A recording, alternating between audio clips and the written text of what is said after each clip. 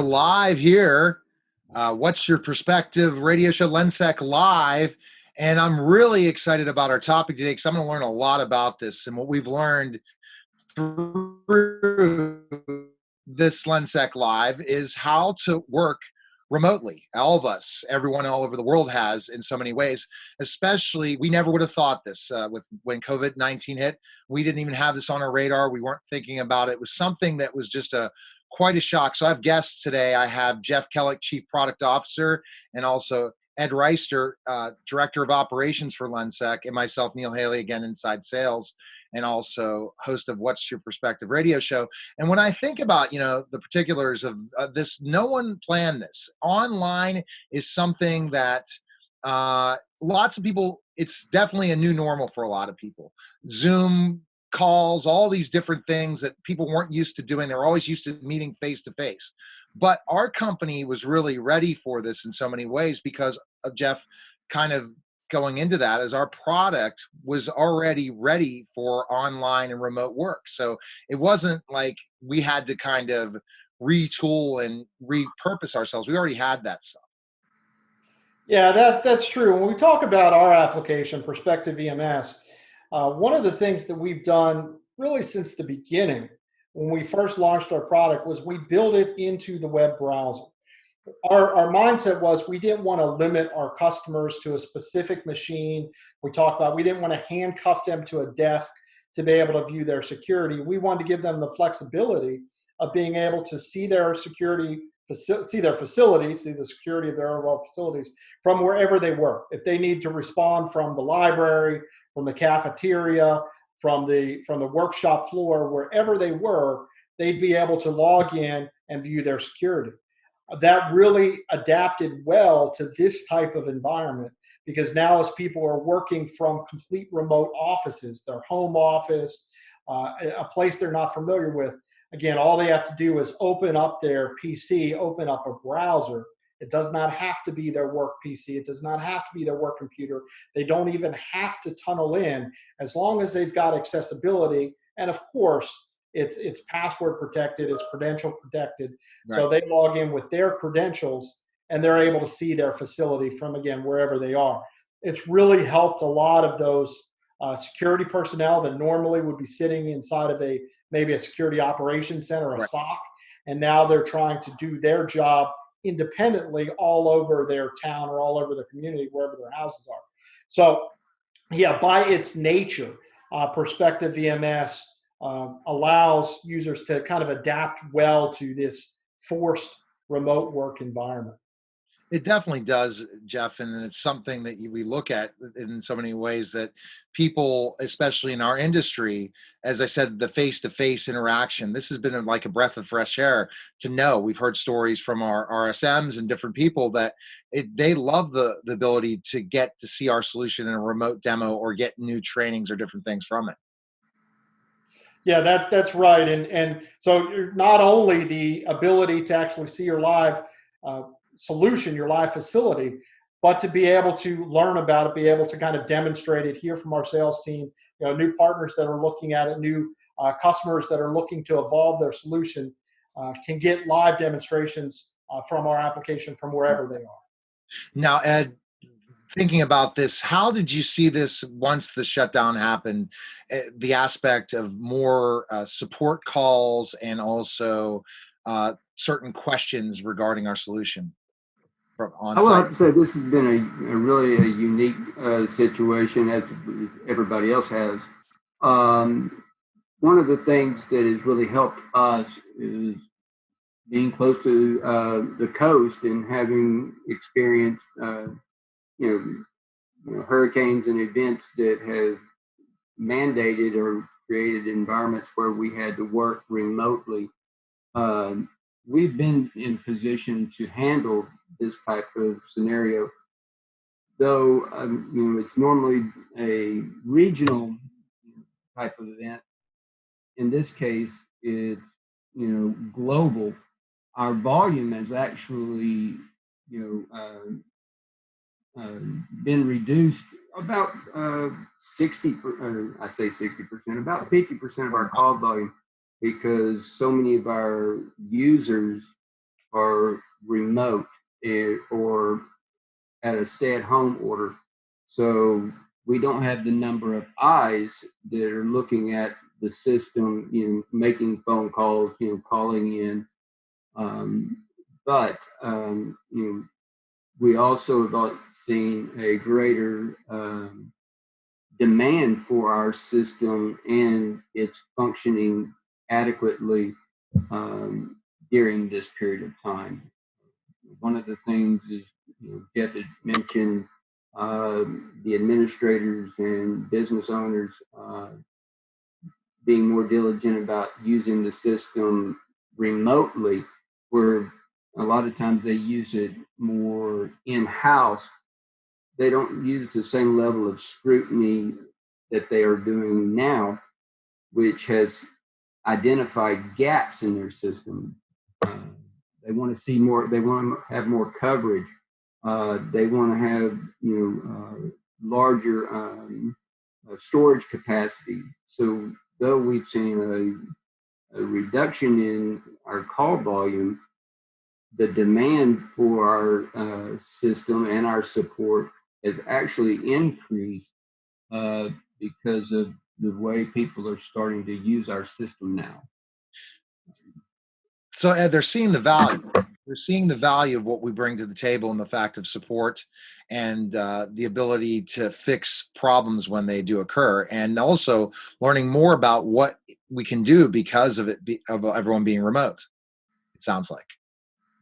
Oh, absolutely.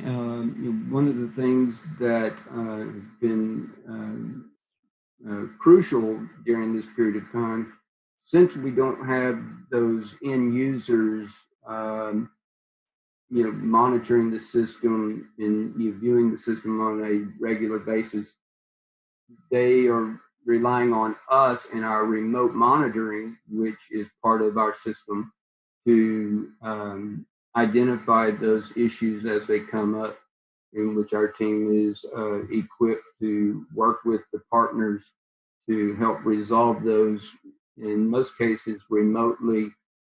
In some cases, it does require some on-site support, in which the partner will work with the end customer to provide that service.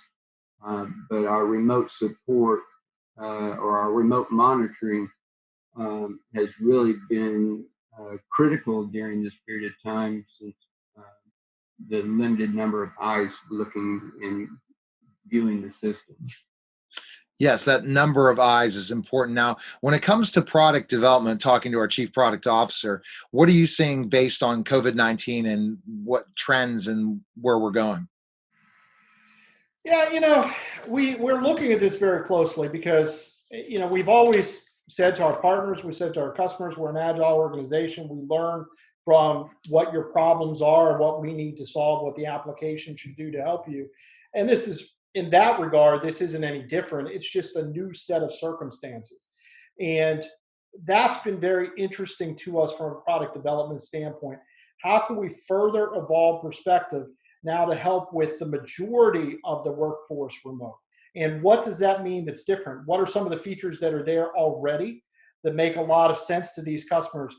And so the first thing that I think we've seen is that there's features, there's functions within the software that maybe weren't used as much, but now when people are working remotely, they definitely rely on those. I think one of the biggest feature sets is the maps feature.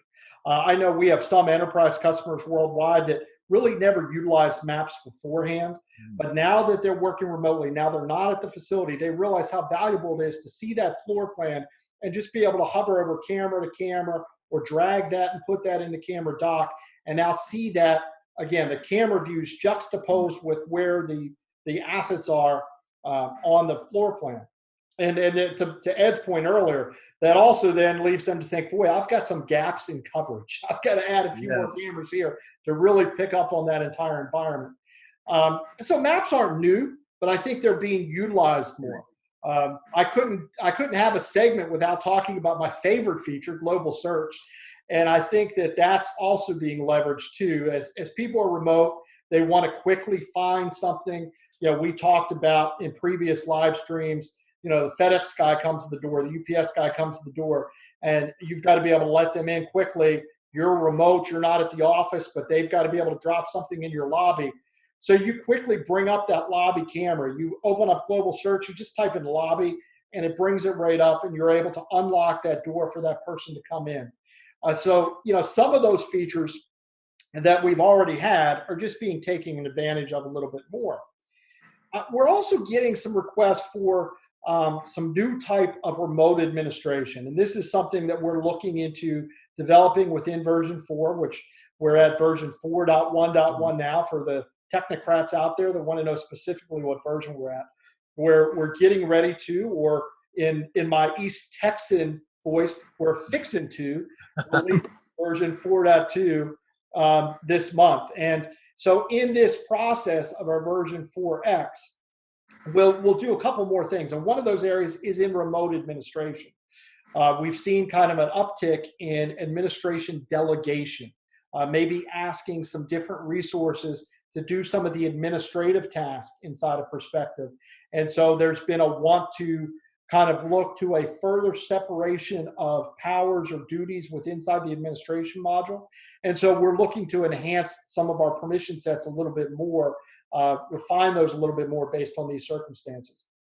Another thing that we've seen as a result that we're looking to further evolution of is through our integrations. So we integrate with a lot of different providers, and being able to send that video data through our SDK in a couple of different ways, we're increasing that evolution too. So we like to receive events. That's the primary way we do integration.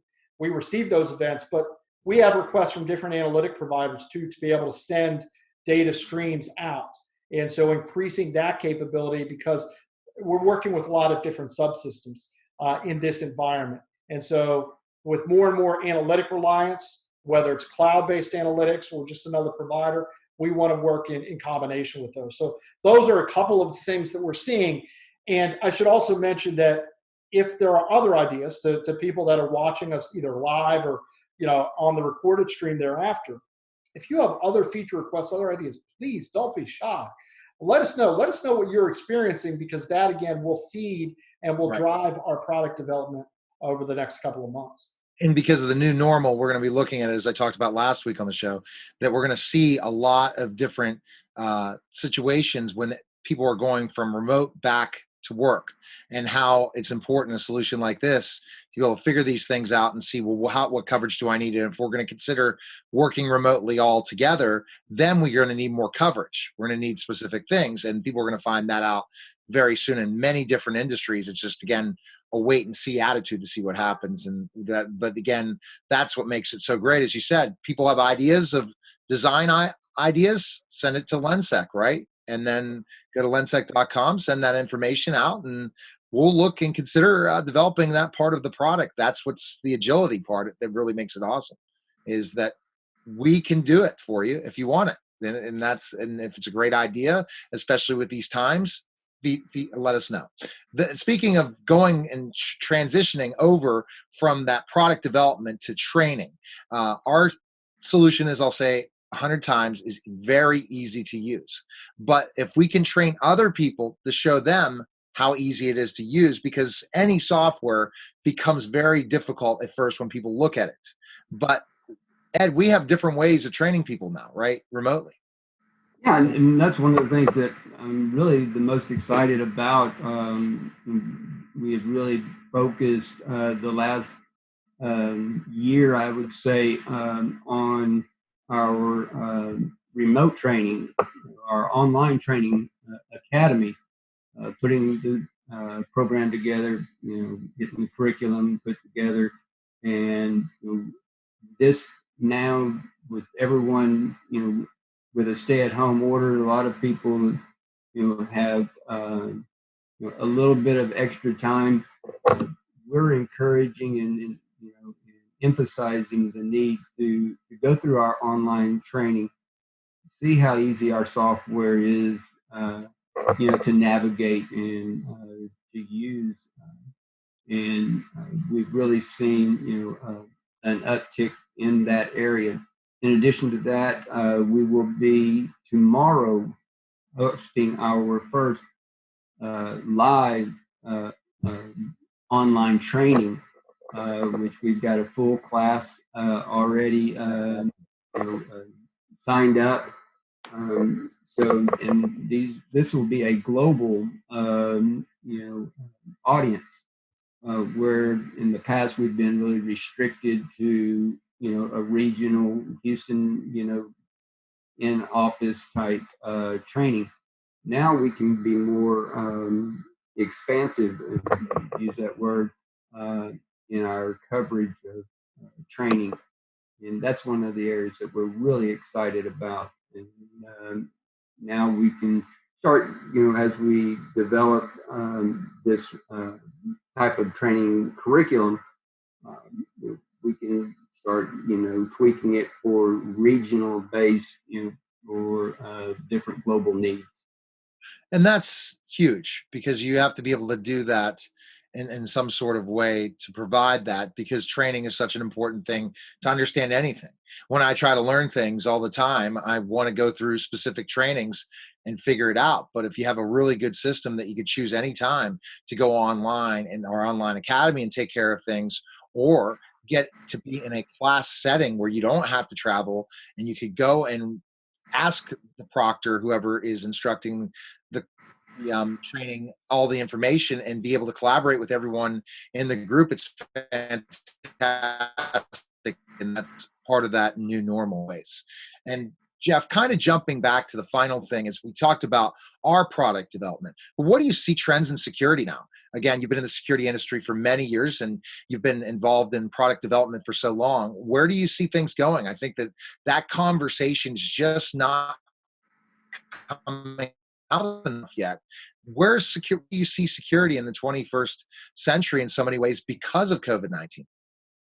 Yeah, this is certainly an inflection point in many industries, and security is no different. I think one of the areas we just talked about, training and learning the product remotely, and I too am excited about that. I can't wait for the online academy is great. Having the instructor-led training that Sonia's going to lead tomorrow is fantastic. So that's one of the areas of learning. But in the security industry itself, the first thing I'll talk about is retention rate. Most end users, depending on your industry, it's going to vary, but there'll be somewhere between 7 days retention and 30 days retention of your video storage, of your archives. I think we're going to see that increase. I think we're going to see that increase for a number of reasons. Part of it has to do with underlying factors. Storage itself is getting cheaper. It always does. It kind of follows that trend. But at the same time, so does megapixel cameras continue to evolve. So there's a little bit of a balancing act there. But when you're trying to track information, where you're trying to see where exposure was, we gave the example a couple of weeks ago about understanding that, hey, there was a potential infected person over here. So where's all the risk factors then? Where are all the other people that may be at risk, that may have come in contact with that area? So they'll kind of expand their retention rate. If they were at 7 days, maybe they'll go to 14 days because that's a prescribed incubation period, or maybe they'll go to 30 days. We've even seen, somewhat irrelated, but of the same time period, we've seen some changes in Title IX in the education space. The Title IX laws are a big deal. And we've seen them now start to look to 6 months retention. So I think one of the things we're seeing in the 21st century, or this decade now, is we're seeing more move to retention. Another area is monitoring or watching from a regulatory standpoint. Again, depending on your industry, if you're a public entity, maybe a government entity, or a public school, or a courthouse, any place that serves people that are brought in that's served by the public, you're going to have a different set of regulations that you're going to want to adhere to, and that you're going to be able to illustrate or demonstrate that you've maintained to your best of your ability. Even so, on the private side, private industries will set their own policies. And it's important to understand that your policies of what you're teaching are kind of being met to your goals. And video surveillance is a way to do that, whether it's social distancing or PPE enforcement. if you're looking at ways in which you want to enact your prescribed policy, Right. video surveillance is a good way to do that. So we've seen that obviously pick up quite a bit, and that's been talked a lot, whether it's again, for watching video analytics that you're using, or whether it's a little bit more controversial type stuff. Video surveillance is a tool that people are using for that. Thermal detection is another area. Yeah. We've definitely seen that pick up. That's more on the camera side, but it's a device. And, whether it's a device with an input on a video analytic, or whether it's some other form of thermal detection, being able to see that temperature change allows people to have more information to make decisions, whether that's, setting aside different staff, or whether that's, asking for another type of qualifier that just serves a point of information. And you have more? I'm sorry about that. Oh, no, that's fine. The only other thing I was going to say, just as kind of we're on that topic, was the markets. We talk about the security market in general, but what are the other types of customers that maybe will use security more that haven't in the past? And we've seen from research, retail. Retail's had security. Obviously, loss prevention has been a big deal in retail for a long time, but loss prevention typically focused maybe on the cash register or on the entrance and exits. I think you'll see more camera coverage throughout a retail facility now. I think, again, people are remote. They're really studying. We talked about this a few times. They're really studying where those gaps are. So I think we'll see more coverage in retail and office space. Office space, and we talk in security a lot, it's about protection of property and loss prevention and those areas. But one of the major focuses from any security director is safety of their personnel, safety of their staff. And when you look at an office space, you may not traditionally have thought of your employees as a vulnerability point. So you focused, again, on entrances, exits, maybe where there were some hazardous equipment, processing equipment, conveyor belts, those types of things. That's where you focus your surveillance on. Now you may be looking more at the office space in general for the safety of your staff. And so we've seen that kind of uptick a little bit in the overall surveillance requirements. And I think that a lot of people that just do not use video management software are going to really consider using it now.